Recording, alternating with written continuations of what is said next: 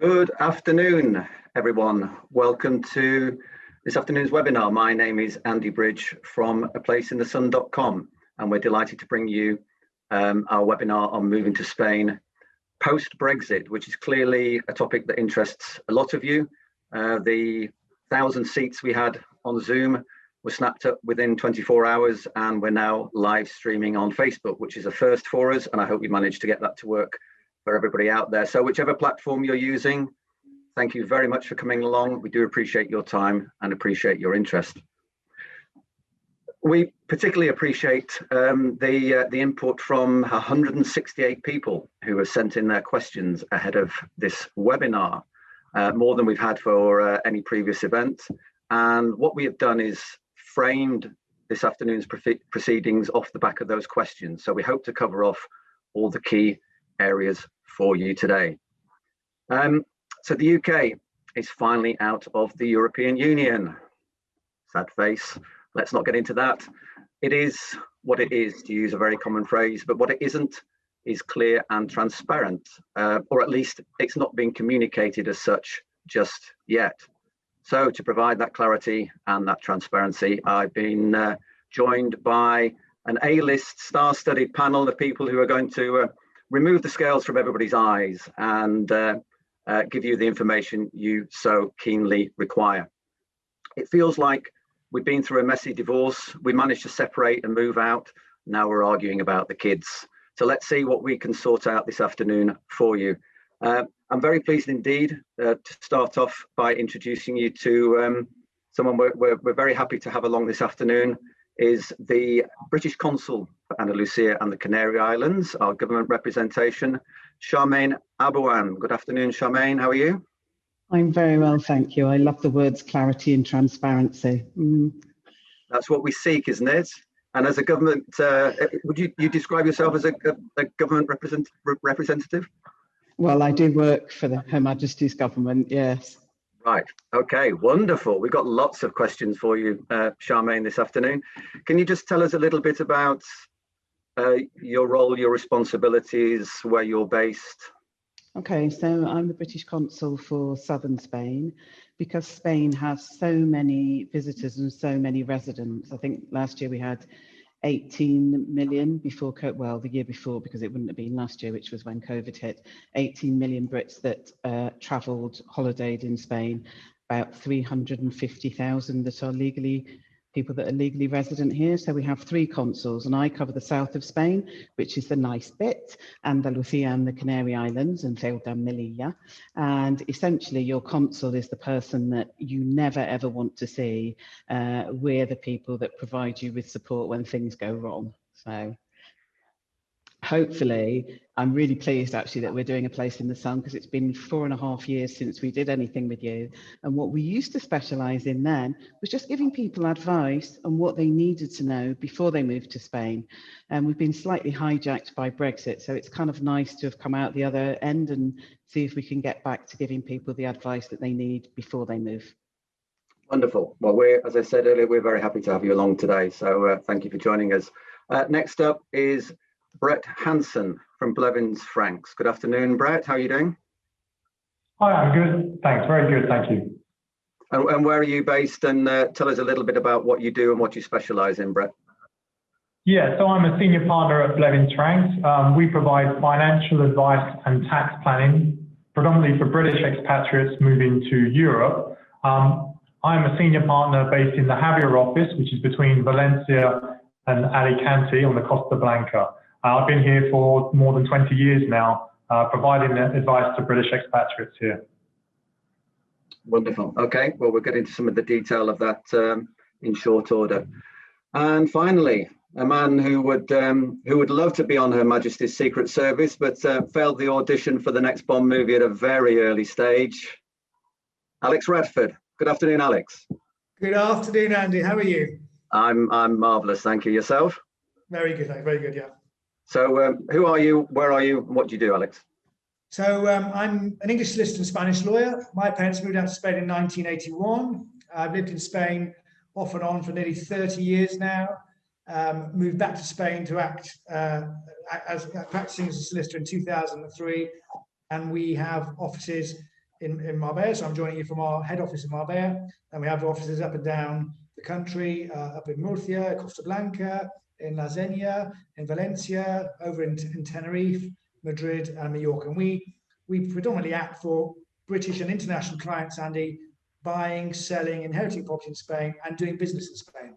And obviously recently with Brexit last year, we were very busy acting for British people applying for and obtaining residency, and also lots of people buying their houses before the Brexit deadline. Good, thank you, Alex. So let's start with you, Alex. We are going to stay true to today's topic and cover the relocation area. So people currently residing in the UK looking to move to Spain. But just before we do that, what has changed for somebody looking to buy a holiday home? We tend to have two types of buyers on a placeinthesun.com. Some people looking for a holiday home and some people looking for a more permanent move. So covering off that first group initially, what is the biggest single change since we exited the European Union? So basically, the buying process of a Spanish holiday home is exactly the same, Andy, and the buying costs are the same as well. And anyone looking towards, looking at buying a property, I'd recommend put together your budget and do your research on the locations. Apart from that, I suppose the biggest issue is that now you can only spend 90 days in a 180-day period in Spain. So once you've been here for 90 days, you have to leave, and then wait for another 90 days to elapse, and then your 180-day period will restart, and you'll have 90 days in that period to come back to Spain. That's basically what we have been told is going to happen. Let's see how that occurs, how that is implemented across Spain and also enforced. But basically, the biggest change, Andy, 90 days in a 180-day period if you haven't got a visa to live in Spain. Okay, and clearly that's different from before we exited the European Union. You could just come and go as you please, but there was still a restriction on the amount of time, wasn't there? Yeah. So last year, but you're right. In effect, you could come to Spain, and if you intended to spend more than 3 months in Spain, you had an obligation to become a resident, and then more than 6 months, you become a taxer and pay tax in Spain on worldwide assets. A lot of British people came to Spain. Been coming to Spain, spending more than 3 months, haven't applied for their residency, but they've kept below the 6 months and they've gone back to the UK. They won't be able to do that now. So we're acting for a lot of British people who actually do spend 3 months plus in Spain, and we helped them get their residency last year. So that means they can spend up to 6 months in Spain now without needing a visa to come into Spain. So those people, when you say got their residency, that you've got a residency, but not a tax residency. Exactly. So Spain introduced a new card for British people last year. They call the TIE card, Tarjeta de Identificación de Extranjero, so foreigner's identity card, and it's a biometric photographic card, which I've got one myself. Very useful. You don't have to carry your passport around anymore. That's the new TIE card. And that's what British people who applied for residency last year were given, and there's still quite a few appointments to be had, and for them to come back and collect their TIE card. But Charmaine, is it fair to say that mechanism has now disappeared, and we're stuck with the 90 days out of 180? Essentially, we're all now third country nationals. So unless you were here before the 31st of December or can demonstrate that you were here, living here before the 31st of December, you're not protected by the withdrawal agreement, which means that you fall into the 90 and 180 day rule. Essentially, there are ways in which people can spend more than 90 days in 180 days, but it's much more complicated. Before, people could come and go as they please because we had that freedom of movement. Now people would have to speak to the Spanish consulate before they came to Spain and actually apply for a visa. And I can't give advice on visa because there are lots of different visas for third country nationals. The most common is the non-lucrative visa, which allows you to come but not to work. If people's circumstances are slightly different, they may be wanting to come to work as well. There are people who would be applying for different types of residency if they were married to someone who is protected by the withdrawal agreement, or if they're married to another EU national. So it now becomes much more of a minefield, I think. And so the short answer and the short advice that we're giving to people is the rule of thumb is 90 and 180 days. Yeah. If you know before you come that you want to do more than that, then you need to speak to the Spanish consulate or the Spanish embassy in the UK before you come. There is one, and I don't know whether another panelist might be able to help out on this, but there is one exemption. And if you're here and you've come for 90 days, but there are extenuating circumstances, and I think they are quite strict on this. It might be you've fallen ill and therefore you're going to have to overstay your 90 days. Then that's the only circumstance in which you can extend those 90 days after you've arrived in country. Okay, so prior to exiting, you could have gone out to your holiday home if you were lucky enough to be retired and have a place in Spain in end of September, and spend October, November, December, January, and then come back early in the new year into the UK. But now it is a strict 90 days out of those 180 days. And unless you're making a permanent move, that's pretty much it, apart from some extenuating circumstances in special situations. There has been a suggestion, or at least a rumour, that the 90 days might become consecutive, that one could get, that the Spanish government may look to relax that to 180 straight days. Is that anything you've heard, or is that just a rumour? I've heard it, but also as a rumour. So I think at the moment, I'm not convinced that at this moment in time the Spanish are actively looking at it. And I think that doesn't mean to say that they won't at some future stage. Obviously, everybody's kind of rather distracted by COVID, and so energies are not really being put into setting up special arrangements to allow British swallows to spend winters here. That said, the UK have agreed that you can do 180 days and you can do them consecutively. And so I suspect that at some stage we will kind of want to come back and revisit this and say, why can't we have the same agreement for Brits that are coming to Spain as we're allowing for Spaniards that are coming to the UK?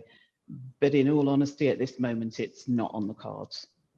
So this is the notion of a reciprocal arrangement that reflects the fact that EU nationals can come and spend 180 days consecutively in the UK and could potentially get revisited, but that's not where we are at the moment. Exactly. Alex, I mean, lots of buyers are not retirees, and 90 days serves most people, I think, and their holiday requirements. Are you still anticipating seeing a buoyant bounce back in the market as and when people can travel to Spain again? Yeah, definitely, Andy. I mean, it's British people's dreams to live in Spain, to own a finca or a property near the sea or in the mountains inland Andalusia or the Costa Blanca. So that dream hasn't disappeared because of COVID or because of Brexit. That dream is still there, and I expect a lot of British people to continue to come to Spain, albeit they've got more obstacles to overcome in order for them to do so. What we're doing at the moment is we are putting in place powers of attorney for British people who are looking to buy property and to view property when they come out. So that power of attorney allows us to, say, open a Spanish bank account for them and apply for their NIs, which are the Spanish tax numbers. And we're seeing a lot of people putting that in place and then getting their finances ready for when travel restrictions are lifted, to be able to come out to Spain and buy that dream property. Right. Okay. Thank you, Alex. Well, let's get back to the core subject. So that was covering off people looking to buy a holiday home. Today, as we know is about people looking to make a permanent relocation. And a question we had in from Joanna Green summarizes perfectly really what we're looking at today. It is, what is the process for moving to Spain post-Brexit? Where can I find reliable guidance to complete the process? Brett, turning to you. I assume you had a busy year last year with British people looking to get in before the deadline. Can you explain now what's involved in making a permanent move to Spain in terms of becoming a tax resident, and what's different from previous years? Yeah, it was a busy year. In fact, even on December the 24th, I was getting emails asking me if it was too late to apply for residency before the end of the year. Alas, I would say it would have been at that stage. So becoming a tax resident of Spain, that in itself hasn't changed. You are a tax resident of Spain if you spend more than 183 days in a tax year here. And the tax year in Spain runs from the 1st of January to the 31st of December. Before we get to that stage, it is the process of residency, and that was quite straightforward before Brexit. Someone would come here and they could then apply for residency if they met certain criteria. As it stands now, there are a number of visas that are possible, but the two that kind of stand out are the non-lucrative visa, which you would apply for, as Charmaine said, via a Spanish consulate in the UK. I believe there's 3 consulates in the UK, one in Manchester, one in Edinburgh, and one in London. And there's a number of requirements that you need to meet, i.e., do you have sufficient income? That's currently around about, I think, 27,000 euros. If you have dependents, husband, wife, or children, it's another around 6,500 each.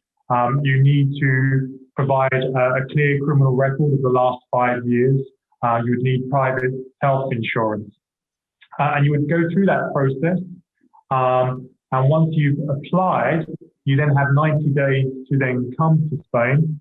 And ordinarily, that visa is for people who want to spend more than 183 days in Spain and therefore be a tax resident. So that would mean being liable to tax on your worldwide assets in Spain.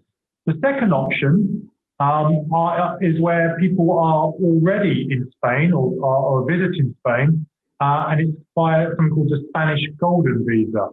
Now, by this means, you would need to purchase a property of greater value of 500,000 euros, or have bought a property greater than 500,000 euros since 2013, or you deposit 1 million euros in a bank account in Spain, or you buy government bonds, Spanish government bonds of around 2 million euros. Now that would actually, if you were able to do that, you do have the ability to come and go and not become a tax resident of Spain. But with regards to tax residency, as you said at the beginning, there are things that you can do before coming here to structure yourself tax efficiently to become a tax resident of Spain. But just bear in mind that by being a tax resident of Spain, you're liable to tax on your worldwide assets in Spain. So this is something that you should look at before moving here, in addition to the visa options that are available. This is a specialism that one of the specialisms that Blevins Franks works in, then advising people before they make that move of managing their global wealth, I guess.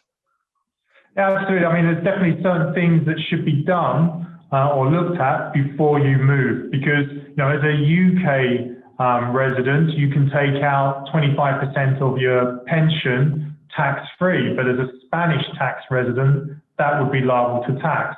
Or if you've got a UK property, your main residence, which isn't liable to capital gains tax, potentially, if you sold that as a Spanish tax resident, that UK property could be liable to capital gains tax in Spain. Okay, so let's just drill down into that, because there have been a lot of questions around this. So the non-lucrative visa, just Charmaine, would you like to amplify on the criteria for that? Is that something that you can cover? Actually, I think Brett's probably better placed to go through the non-lucrative visa. Yeah, so we've had lots of questions about, well, I've got this, I haven't got 27,000, but I've got 70 grand's worth of savings, and a phenomenal number of questions about combinations of assets.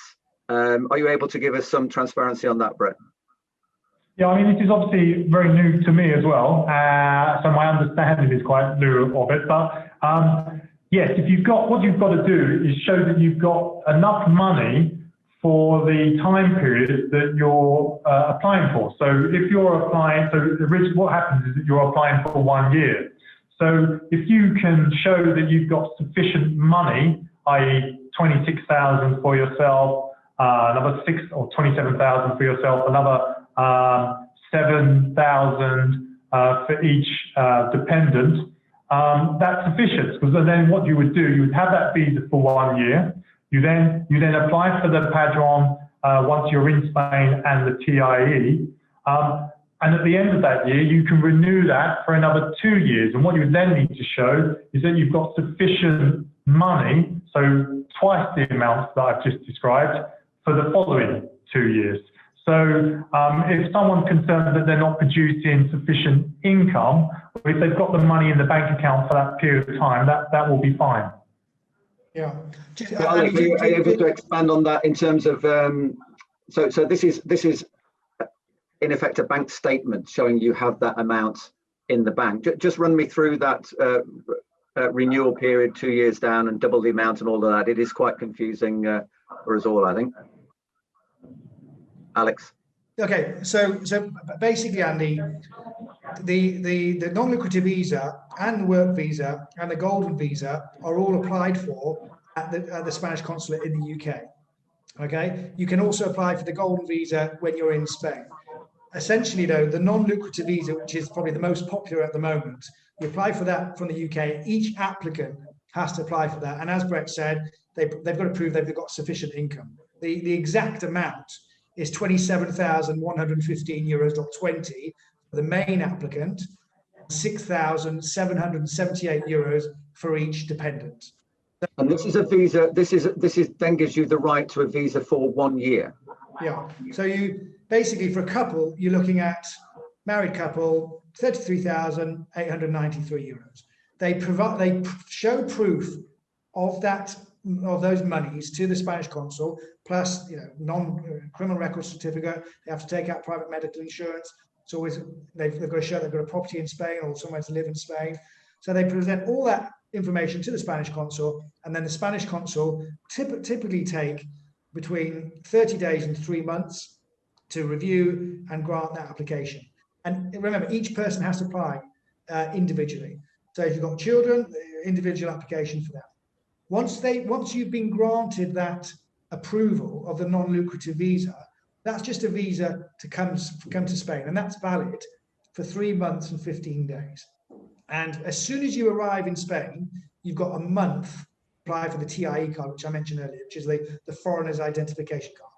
And with the non-lucrative visa, Andy, you can only reside in Spain. You can't work, okay? However, what we are finding out again from the Spanish consul is that if someone came here on a visa or on holiday, and then they wanted to, say, stay and work, then we would have to adapt their visa, okay? But they've got to be legally, they've got to be in the property in the country legally before they apply for that the visa. So basically, all visas applied to the Spanish consul in your home country, just like Canadians and Americans do. You get that visa, they come over here, and you get the TIE card. And then, as Brett said, after year one, that each renewal is for 2 years, but you apply for that renewal from the foreigner's office here in Spain, and you've got to prove that you've got sufficient monies in the bank account then to live on, medical insurance. You've got to go through the whole rigmarole. What is the amount of money that second time around that you have to show on account? Yeah, basically it's twice the amount. So if it's a couple, so a family of four, I did the figures. Family of four, €47,451 for the first year. Double that the second. For a couple, a married couple, no dependents, you're looking at €33,893 for the first year, and double that for the second year. And they're going to look at a combination, as we've seen with the residency, the Spanish authorities will look at a combination, a cocktail of your financial resources. So if you've got money in a Spanish bank account, they'll take that into consideration. If you've got money in a UK bank account, you've got that they'll take that into consideration. And they'll look at the income as well. So all of that together, combined, has to satisfy the authorities there in the UK. And I bet, Charmaine, you're really glad that you're not working at the British Spanish consul in the UK, eh? They're going to be inundated with applications. Yeah, and I think here the interesting thing is for people that are also applying for residency has to be done from the UK as well now. So it's no longer once you're in country. So that will free up the Spanish system, Extranjería, and the Policía Nacional, who up until now have dealt with residency applications. As third country nationals, we will now have to apply for residency from the UK. So I imagine that they must be employing lots more people in the Spanish consulate, in fact. I'm just mulling over Alex's phrase, a cocktail of financial resources. I would love to have a cocktail. I think I've got half a pint of shandy. But Andy, some good news there. So we acted for clients who bought a property in Almeria just before Christmas, and I had conversations with them about 6 months previously when they were looking at properties, and they were saying, should we rush and get and apply for our residency? And I said, well, we looked at the passports, and one of them was an Irish national living in the UK, and the other one was a British passport holder. So in effect, as a European, so the Irish passport holder, we completed the purchase, the Irish passport holder can come to Spain next year, apply for residency, and as a result of their residency, the British passport holder who is married to them before the 31st of December 2020, they can also piggyback onto the back of that residency and obtain residency. Okay, so I'm just to clear up then the concept of a visa versus residency and Charmaine's comment about applying for residency outside the country. I thought, Alex, you were saying I could potentially get a non-lucrative visa, but then apply for a residency for residency. How does that work? So the process, Andy, is the non-lucrative visa comes first. You get that from the Spanish embassy / consul in the UK. You come to Spain, and then you have to apply for the TIE card, which is the foreigner's residency card. But they won't give you that without the non-lucrative visa. Okay. So I guess we had a number of questions from people looking to retire. I guess that would be the best mechanism for a couple looking to retire to Spain. And if there's just two people rather than dependents, then the financial requirement is more manageable. Yeah. I think it is early days. Governments work on a reciprocal basis. So Charmaine mentioned 6 months earlier. Spaniards going to the UK, if they want to work there, they've got to prove that they've got a job offer of with a minimum salary of £25,000. And hopefully, as we come out of COVID and people start to get maybe more frustrated about these requirements, changes may happen, because there is an excellent relationship between Spain and the UK. And I know during the whole Brexit process, lots of Spanish ministers and British ministers were meeting up in Madrid, which Charmaine will know, and they made things a lot easier for Brits living in Spain before the end of the withdrawal agreement. And a couple retiring who are not married. I've seen a question come in from Helen asking on that situation. Is a cohabiting couple treated as the same as a married couple? No, I'm afraid not. In which case, it would be the financial requirement would be as two individuals, would it? Yeah, I believe so. Yeah. Right. I was under the impression, and I don't know, maybe I was reading the wrong bit of legislation, but I was under the impression, I was quite surprised by this, that if you were registered as a, I'm trying to think what it is in English, pareja de hecho, common law partners. Yeah. That you could, and if that relationship existed and was documented, you could actually argue to be treated as a in the same way as a married couple. Yeah. Okay. That's my understanding as well. Yeah, pareja de hecho is basically a formal procedure which unmarried couples would go through here in Spain to prove that they're living together and dependent on each other. And you're right, Charmaine, we acted for an American who was going out with a Spaniard, and he managed to get residency on the back of being part of or being in that relationship and proving that they were together. But you had to apply for that. We had to complete that pareja de hecho in Spain before a notary here. Right. Yeah.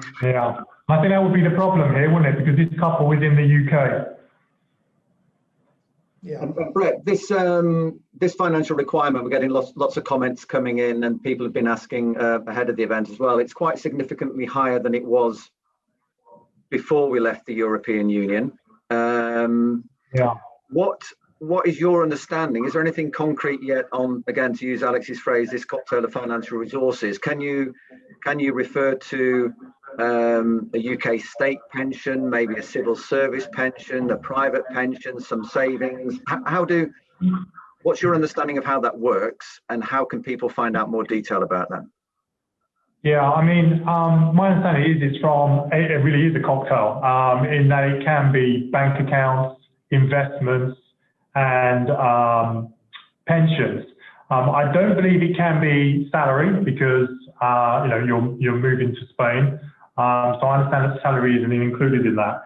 It's very difficult to say where you should get information on this right now. I mean, I hate to say it, but you can Google it. Also, you can contact myself or Alex or Charmaine, and as soon as we can get further information, I'm sure we'll be happy to provide it. I would just add to that obviously, I think people that work in the financial world will accept that previous performance is not necessarily an indicator of what will happen in the future. But up until now, for residency, the authorities have been able to take into account things like property as well. So what is the value of the property that you own in Spain? And I suppose one thing that we haven't referred to, and I think this also comes under the non-lucrative visa, correct me if I'm wrong, Alex or Brett, is healthcare. So you have to have health cover, yeah? Which is a biggie. Absolutely. Yeah. So the big difference that lots of people don't appreciate is that Spain is not a resident-based access to healthcare. It's a contributions-based system. So you can only use the system if you've contributed to it. And therefore, as part of what the Spanish authorities will look at in deciding whether you can have a visa and whether you can become a resident, they will also look at your health cover. It's fine for people who are state pensioners because you can do it under the S1, under the reciprocal arrangements. It's slightly more complicated for people who are early retirees and people that are not going to be working here, because you will essentially have to take out private healthcare cover, and that can sometimes be difficult if you have a pre-existing condition. So I think that's a really important thing to flag in all of this. It's not just income and having somewhere to live, it's also having adequate healthcare. So is it your understanding, Charmaine, that the reciprocal arrangement, but with an S1 form for a retiree to Spain is still in place post-Brexit? It is, and people, I mean, I don't know all of the details, but the only major difference that I'm aware of for people coming now, as opposed to before Brexit, on an S1, the only difference is that you do not retain the right to use the NHS back in the UK. But your access to Spanish healthcare is exactly the same as any Spaniard, which doesn't mean to say that everything is free, because there are some things that you will still have to contribute to, but you will be treated exactly the same as a Spaniard. Alex, how do you advise your clients with regard to the S1 then? What's the process there? Summarise that for us, would you? Well, so Andy, as you know, we set up a website called getspanishResidency.com. There's a lot of information on there. On our news section on that website, another website, legalservicesinspain.com, we've set out the procedure to apply for non-lucrative visa, and we've got details of providers who can provide a quote for private medical insurance. My advice has always been to clients who are moving to Spain to obtain a quote from a Spanish-based insurance company, because it tends to be much cheaper to get a quote here than say from some of the international companies. Incredibly different. Andy, we've had some clients come to me and said, I got a quote from a company in the UK, £4,000 a month, £4,000 a year each. And when they've actually obtained a quote from an insurer here, it's been say £1,000 or €2,000 for both of them. So it's much cheaper to get health insurance here. Last year, Charmaine, as you know, British people could also register on the Convenio Especial and pay into the Spanish healthcare system, so long as they'd been registered on the Padron, which is the kind of on the local census at their town hall. So you buy a property, Andy, and as part of the registration process for residency, you've got to sign in on the town hall. And if people had done that and been on the Padron for more than a year, they could then contribute to the Convenio Especial, which basically pay in to the Spanish healthcare system, and that would entitle them to the healthcare here, and it would normally be cheaper than private medical insurance. Now, Charmaine, do you know if the Spanish authorities will accept that moving forward? Yeah, the convenios, no changes to the convenio at all, so that will still apply. But I think the important thing that you mentioned there is that people have to have been registered with the town hall on the Padron for a year before they can buy into that convenio. And it varies depending on where you are in Spain. I think the average is about 60 something euros a month. Yeah. Okay, so I have to say, this sounds quite negative, all this, but a couple of things. I mean, even before the end of last year, if you wanted to get the TIE, you were below state retirement age, you needed private medical insurance in a way. And also just going forward, because once you've got this visa and you come to Spain, if you then pay tax as a resident for 5 years, you will be a permanent resident going forward, and you will have the rights that other Brits have in Spain before Brexit. So I don't want anyone to think this is very negative, and it sounds like that it's going to be impossible to come here and live here. That's not the case. There's just a few extra additions, let's say, or the procedure will be different. But there's a lot of it. If you did a comparison, many of the things are the same. It's just that you're applying via the UK and you've got a higher level of income to prove. Yeah, well, I was actually thinking the reverse. I thought it was far more positive, because essentially before you would have had to be paying into the convenio at 60 or 70 euros. After a year, you could still do that. I think I'm right now in summarizing. And in the interim, you might have to pay 100 euros for private care per month rather than 60 or 70. So it's not, that's not game changing, is it? No, and that's pretty much what it was last year as well. Yeah. I think Andy, the biggest change is the financial requirement. So yeah, not everyone's got 27,115 euros sat in their bank account before they come to Spain, and lots of people don't actually. Well, lots of people came to Spain on holiday and didn't go back. That now is not going to happen. They have to go back to get the visa to be able to come back. So things have changed. Your reference then, Brett, to after 5 years you then get residency. Can you just expand on that? In my simple mind, I think if I apply for that visa, I'm then tax resident. But just explain that timeline to getting full residency, please. Yeah, I think what I should have used the word is permanent residency.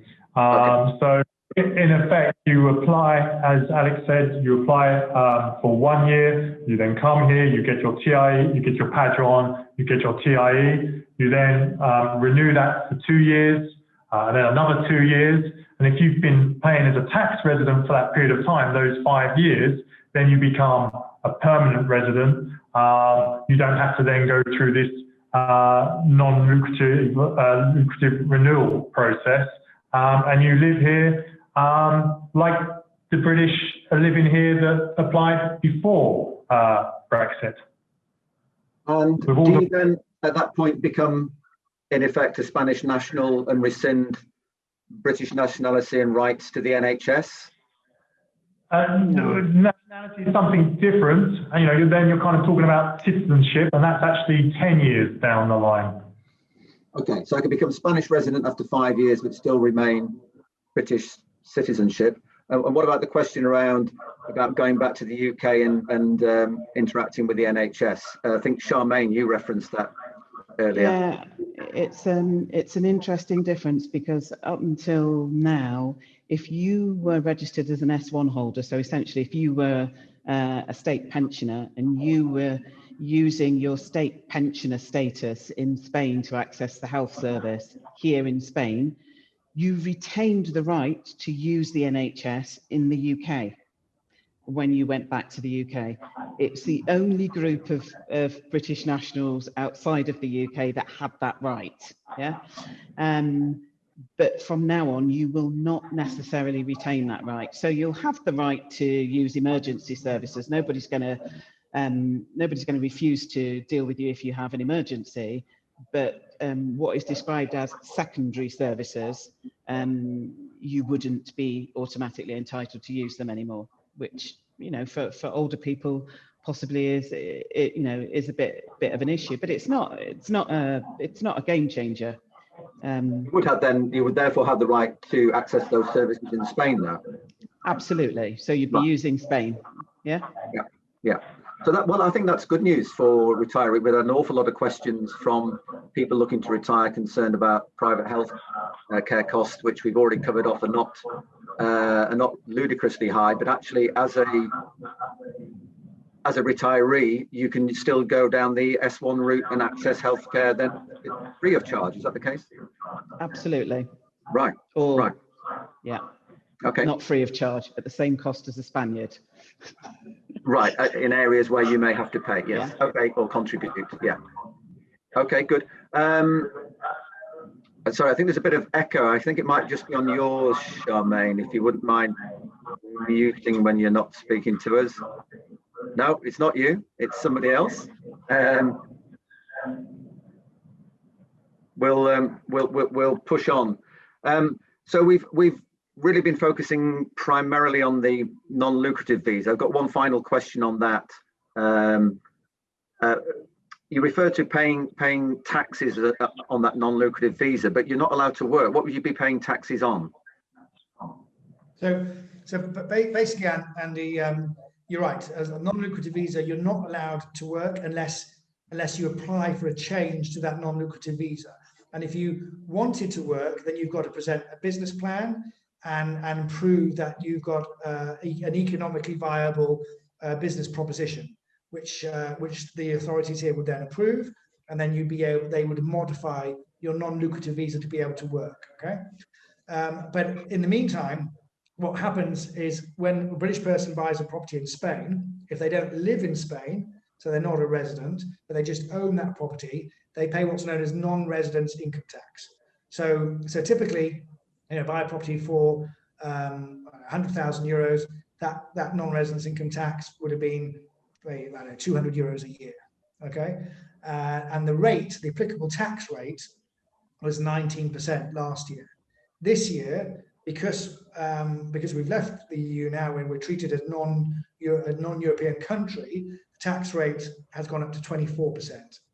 And if someone rented out their property, then they as last year, they have to declare that income they generate from the Spanish property here in Spain, and they pay tax on that here. And that rate has increased also from 19 to 24%.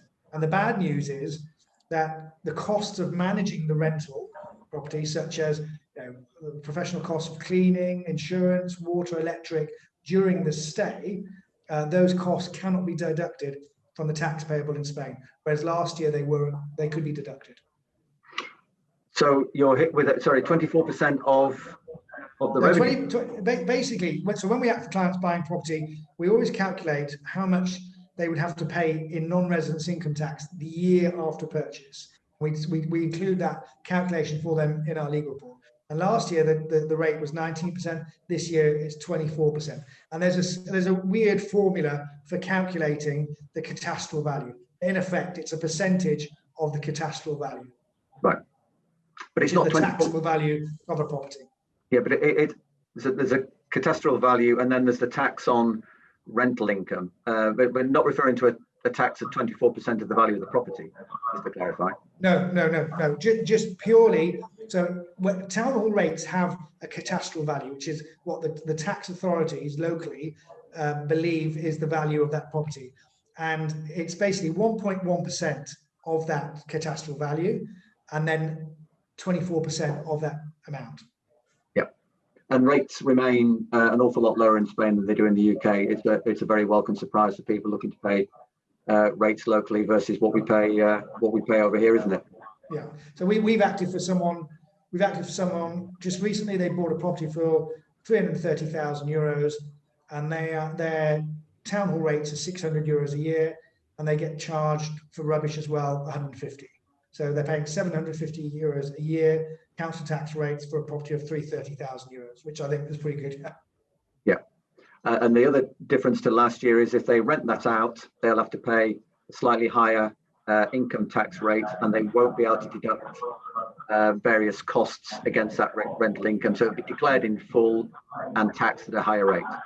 Taxed at a higher rate here, and then because there still does exist a tax treaty between Spain and the UK, the tax costs that paid here on that declared rental income are deductible in the UK. So you're not going to pay it twice. If the rate was higher in the UK, so you were subject to, say, tax at 40% in the UK, you pay tax here at 24%, and then you would pay the difference in the UK, which would be you'd pay the extra 16%. Okay. To echo Brett's comment, because we are diving down into a lot of detail, which may sound overwhelming to people. And Jackie Gilderdale has posted a question, but it's not really a question, it's a comment. Why did people vote to leave the European Union? We are, by its nature, today's conversation is going to sound heavy going, but in practice, there are still routes to obviously owning a holiday home, and not really any barrier apart from the 90/180 issue we covered off. And then there are routes to move in there more permanently, Brett. Yeah, I mean, as I'm listening, as we're talking, I'm thinking, wow, this is heavy stuff. I think, the thing to bear in mind is that, look, for people that want to come on holiday, as we've said already, the change is 90 in every 180. Okay, that's pretty much the main change. For people that want to live here, beforehand, if you came here, you would be liable to tax on your worldwide assets in a way. You would have to apply for residency. The difference is, of course, is that, yes, you apply via the UK and you've got to show a higher level of income. But you needed the private medical insurance before you came out, certainly to the TIE. The S1 form still applies. So, yeah, I mean, I guess it sounds daunting, but to be honest, if we'd been doing this, we were doing this a year ago and talking about moving to Spain and residency, it sounded daunting then. It just sounds more so now because it's new. Exactly, and the whole purpose of today's webinar was to get down into the nitty-gritty and detail of this. So by its nature, it will sound complex, but I know the resources that you all provide, and some of the resources I'll refer to later on will help people with that. So we focus pretty much on the non-lucrative visa. Alex, can you just summarize briefly again the golden visa? I mean, it's going to be, I'm not sure if I've got $1 million I can just deposit in a Spanish bank or 2 million in bonds, but I'll check later. Yeah, so basically the Spanish government introduced in 2013 a law for non-Europeans to, if they bought a property of more than 500,000, they could apply for the golden visa. And who would know 7 years later that applies to us Brits, and that was unexpected when that law came into force. But yeah, you buy a property of more than 500,000 euros, and if you've owned that since 2013, then you can apply for the golden visa. You can apply for that golden visa either from the Spanish consulate in your home country, or you can apply for it from actually Spain. And if you apply from it from the UK, you get a visa for 1 year, and that is known as the residency visa for investors. But if you apply for it from Spain, it's known as the initial authorization for investors, and it's valid for 2 years. So anyone looking at applying for the golden visa, I'd say apply for it here in Spain. And it's the same process, Andy. Once you've got that visa, you come to Spain, and we go along with you to the to the police stations here and apply for the TIE card. Okay, so 500,000 euros on property, or €1 million in shares or a bank deposit, or 2 million in government debt, or you invest in a seriously interesting project which is of interest to the Spanish authorities. So really, these are just sort of different portals, different gateways into a process by which is then one common process to then moving forward to get permanent residency, if that's the aim. So can I only stay a year if I bought a property for 500,000, or can I then extend that? No, the good news is with the golden visa, you can actually work with the golden visa. So the non-lucrative visa, you can only reside in Spain. If you wish to spend more than 180 days in Spain, then you've got, so more than 180 days consecutive in Spain, you've got to apply for the non-lucrative visa. The golden visa, you can reside in Spain for however long you want, and you can work with that visa as well. Okay. Darren Clark just messaged in. I don't know if that's the Darren Clark that won the British Open, but he said, "Don't forget, you can't take your picnic sandwiches with you from England to Spain. The ham is the hamon. Well, it's not hamon over here, but it will get confiscated at the borders." So yeah, everybody loves a Daily Mail horror story, don't they? Stirring things up. Chris Smith takes a more benign approach and says, "Thanks. This is nothing too complex, and it's not too expensive either." So he's quite happy with the route we're going down. We have referenced it. Is there a pure work visa one can apply for as well then? Who's best to answer that one? Anybody like to put their hand up? So yeah, I'm happy to answer. Yes, you can, Andy. You apply for the Spanish consul, and you've got to put together a business plan setting out how you're going to fund this project, how much money you're going to invest, and basically present that to the authorities. And if they like the business plan and the idea, then they'll approve it and grant you a work visa. Right.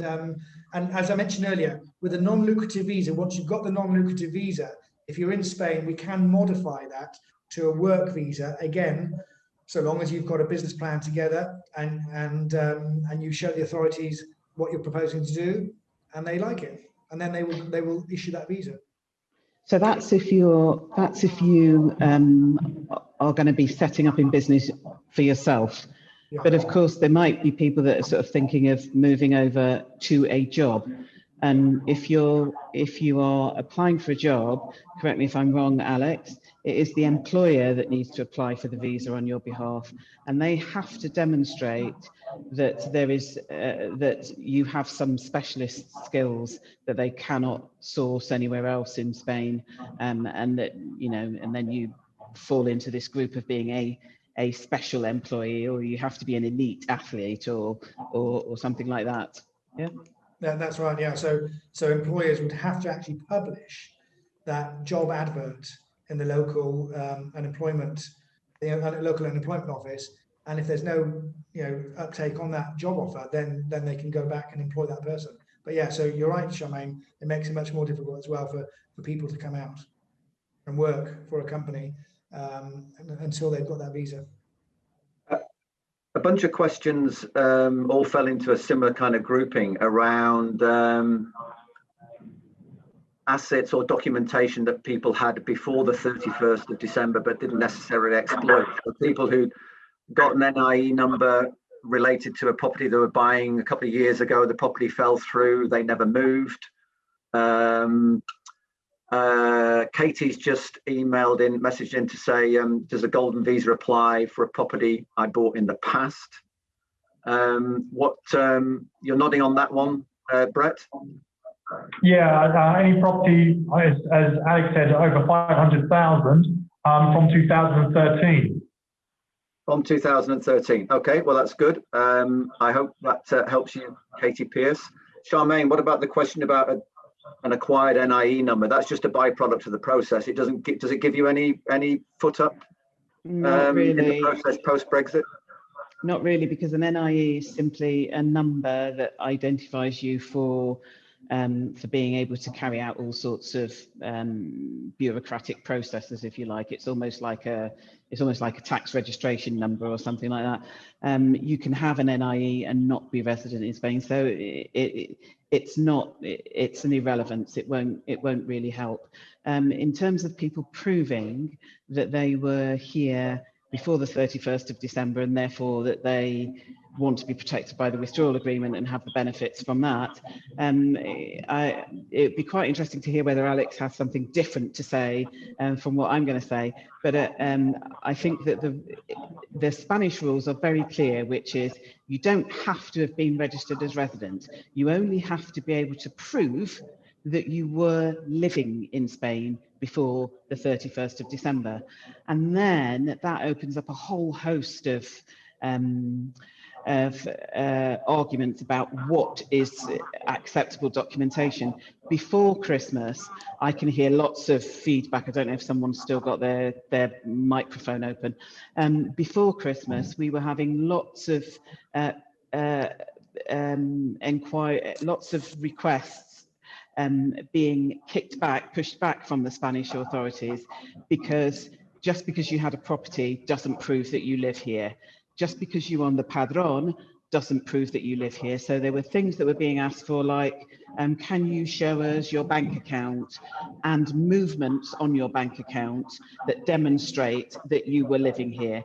Can you show us your electricity bills or your gas bills or whatever other bills that you might have that demonstrate that there was sufficient usage to prove that you were actually living here? So you don't have to have been resident. You don't have to have gone through the residency process in order to prove that you were here, but you do have to be able to produce plenty of documentation that shows that you were more than likely living here at that time. No, exactly right, Charmaine. We've had clients who, we were getting calls right up until the end of December, and people saying, can you apply for residency now?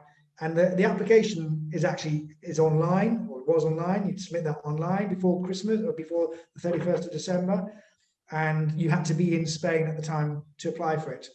And yeah, we rushed backwards and forwards and got various documents in place and have submitted lots of those residency applications. And now the authorities are coming back to us and asking for proof of people living here legally before the end of the year. And as Charmaine said, that's to use my earlier word, Andy, it's a cocktail of documents that we're providing. But one of the documents, Charmaine, that they're really insisting upon is private medical insurance. So they want to see that you had private medical insurance in place before the end of the year in order to get the residency as part of the proof that you were residing here. And we have provided lots of information and documents to the authorities, and they are asking for credit card receipts, bank statements, water bills, electric bills. We've provided statements to them from the client saying, look, we moved to Spain on this date, we were residing in Spain before that date, we've done this, we've done that, they bought a car.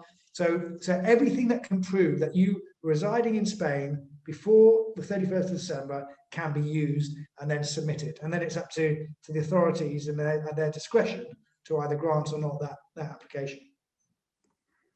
Brett, I know it's a hugely complex subject, pensions and pension transfers. Are you able to give us sort of an overview of some typical scenarios with people with various state pensions and civil service pensions, whatever? I know we mentioned it earlier, but what would be the process, other than coming to a wonderful professional like yourself to sort it all out? What can people do? What are the rules around that? A few things then. So, if you come out to live in Spain, you're going to be liable to tax on your worldwide assets in Spain. So, whatever income that's being produced, I'm not talking about work income, but income from your investments and pensions, they will be liable to tax in Spain, not in the UK.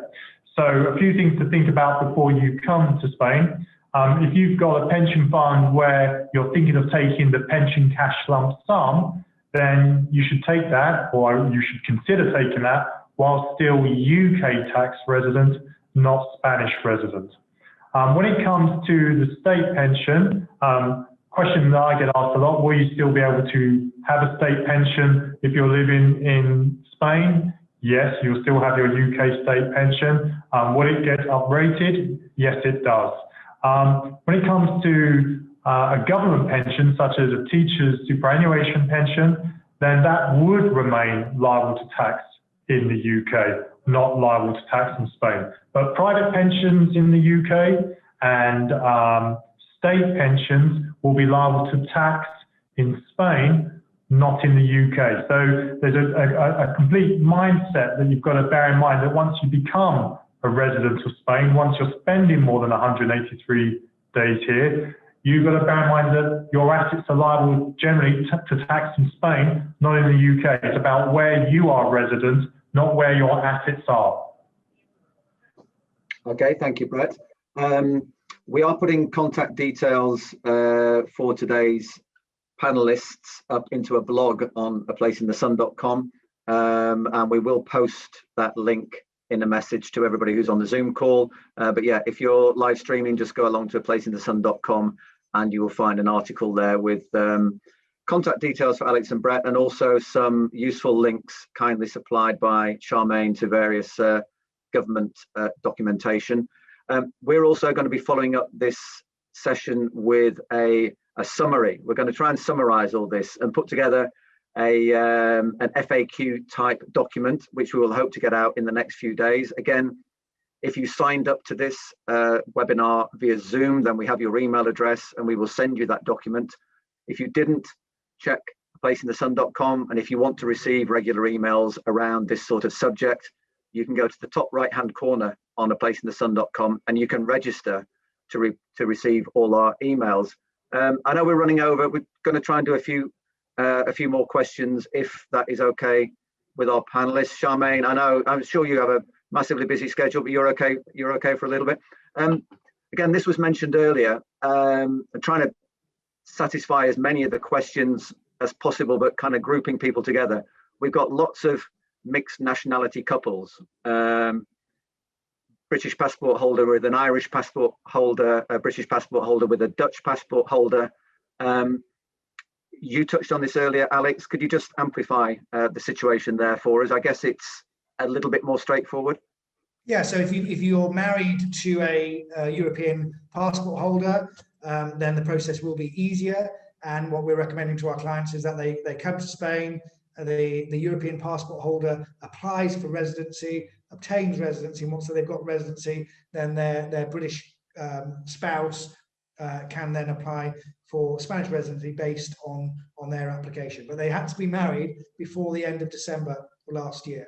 Okay, and if they're looking at buying on the golden visa side, Andy, you can buy a variety of properties as long as the value exceeds 500,000, no mortgages involved, and basically if it's kind of two people buying properties of to try and get the golden visa, then they don't both buy those properties. It would just be usually in one name,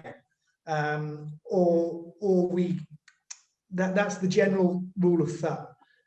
We are seeing again a bit of flexibility on that from the Spanish authorities, in that if you can prove that you are living together and married, and that's joint money and joint money, then you might be able to get that golden visa. I say that because we're getting a lot of inquiries from people who already own properties of more than 500,000 between them. So we're helping them out with that. And that's a good point. I hadn't thought of, actually. I just made an assumption. The golden visa then, is that a £500,000 property or series of properties? Is that a visa for one person, or is that that's only one person, right? But again, once Once you've got that golden visa for one person, then the other members of the family can be considered as dependents, and will get a visa on the back of the golden visa. Right. Okay. And let's just jump back then to some individual questions that came in prior to the event. Some questions here that may not be relevant. We are going to do follow-up sessions on some of the detail around moving with pets and getting a driving license. There have been some reported issues about moving your possessions from the UK into Spain. I know a haulage company contacted us last week about somebody looking to relocate to Italy and potentially having to pay duty on their possessions they were taking out to a EU country. Is that you've got enough on your plate at the moment with more direct stuff? Has anybody come across that? Yeah, we have come across that, Andy. We've had clients kind of bringing in furniture from the UK, and they've got to prove that it's their own furniture, they've used it secondhand, etc. And they've got to justify that. And there are, in some cases, duties are payable. So I just make sure that you use a good haulage company who specialise in moving basically furniture and items all over the world. So they've got experience of dealing with the tax authorities here. We had some clients who are British clients, moved to Barcelona, and they were in India at the time. So their assets were in India, their furniture, etc., were in India, and that was arrived into Barcelona, and they had to go to Barcelona to negotiate getting those items out, and they had to prove that they own them beforehand, etc. So yeah, I'd speak to the haulage company about that. Right. Yeah, I mean, I was just going to say that anecdotal, but still helpful for people to hear. We're aware of at least one case where a haulage company were held for 4 days in Bilbao because they had the incorrect paperwork. And I think this probably helps to kind of put in context just where we are at the moment, which is we're only, what date is it today? 27th, 27 days into our post-European Union relationship with Europe.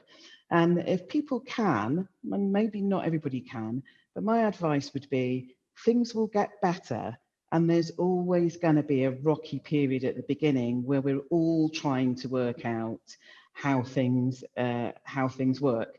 It's the same with driving licenses. We know that we're still waiting for essentially the Department for Transport to announce what the new arrangements are for exchanging your driving license. Everybody's kind of, like, we didn't sign off until the last minute, yeah? So it's kind of a bit unreasonable for us to expect everything to be in place this early on in the process. If anyone can, my advice would be just take your time and don't rush it, yeah? Things will come out in the wash, and as Brett was saying, and as Alex was saying as well, people will continue to be able to come and live in Spain. The Spanish want us to come and live in Spain. They don't particularly want to make it difficult, but it's just going to take a little while for us to iron out some of those wrinkles. Yes, I think that is fair comment. It is unfair, I think, to try and put you on the spot for a whole host of questions 27 days into a new relationship. But yeah, you make a very good point that the Spanish economy is highly dependent in a number of key, particularly coastal areas, on British holidaymakers, British homeowners, and the extended family members that they attract on an annual basis. So yeah, it's an important part of the economy. There've been a few questions around family members who already have somebody resident in Spain. So maybe there's a question in from Rachel Shelton about her son being resident in Spain for 4 years, and now she's thinking of going over. Would that be helpful for her that her son is resident, Charmaine? Family reunification is easier, but I think it's easier the other way round, which is children coming to join parents. I suspect that in the event of her son being resident and her wanting to join him, she would have to demonstrate that there was a need for her to be there, possibly because he needed to care for her or because she could no longer be in the UK. But the general principle is that within the withdrawal agreement, there is provision for family reunification, children of close family, children, parents, it's there, but you have to be able to demonstrate the reason why you need to be reunified. Okay, thank you. And we sort of touched on this earlier, Alex, but if you could pick up again. We had a question in from Nick, who's actually an advertiser of ours. He works for Colours of Andalusia, an estate agency that lists properties on our website. He said, if you're struggling to meet the income requirement, what options are there to stay beyond the 180 days? Somebody did mention this at the start. Sorry, I can't recall if that was Charmaine or Alex. Well, Charmaine mentioned that previously the Spanish authorities do take into account the fact that you own a property. So if you don't quite, that for residency, you had to prove that you either had a rental contract or you owned a property. So they may look at the value of the property going forward. Early days, again, at the moment, they would need the amounts we've talked about. But again, the cocktail of financial measures, if they can prove that they own a property and they've got a certain amount of income, then that of course will help. But it's being, again, because it's so early days, Andy, we haven't got the anecdotal examples coming out at the moment. We're just starting to act for numerous clients applying for non-lucrative visas now. We've done that before. We've acted for people from New Zealand and Australia and also the Middle East with the golden visas and non-lucrative visas. So it's the same process, but we're hoping that there'll be more flexibility when it comes to the authorities dealing with British people. Yeah, that's a very good point. These are not new pathways, are they? They're existing pathways that serve non-EU nationals, and we now just fall into that line rather than the other line. Yeah, exactly. Okay, I think that's a good note to finish on. There have been an awful lot of questions. Charmaine, yes, you may. I just want to say one thing, because I know that we get quite a lot of questions from pensioners who want to know whether their circumstances are treated any differently. And I think it's worth saying that the income requirement is exactly the same for pensioners. The only thing that is different is obviously you don't need to worry about the healthcare because you can bring that from the UK as part of the reciprocal agreement. But in terms of income, it's exactly the same. Yeah. And Andy, just another point, people looking at buying properties, mortgages are freely available still, but we have seen, again, early days, is that the banks, rather than lending up to 70% of loan to value, which they were doing last year, they've reduced that down to 60%. Now, I don't know whether that's Brexit or COVID or a combination of both, but typically non-Europeans up until last year, again, they could borrow up to 60%. So there's a slight tightening of the financial criteria for mortgages in Spain. So that's another point to bear in mind if you're buying a property. Okay, but may or may not be directly Brexit related. Could be just stricter financial requirements. Yeah. Okay. And again, as you said at the top, I think it's important to reiterate, because we have got a number of questions about the buying process in general. That has remained the same.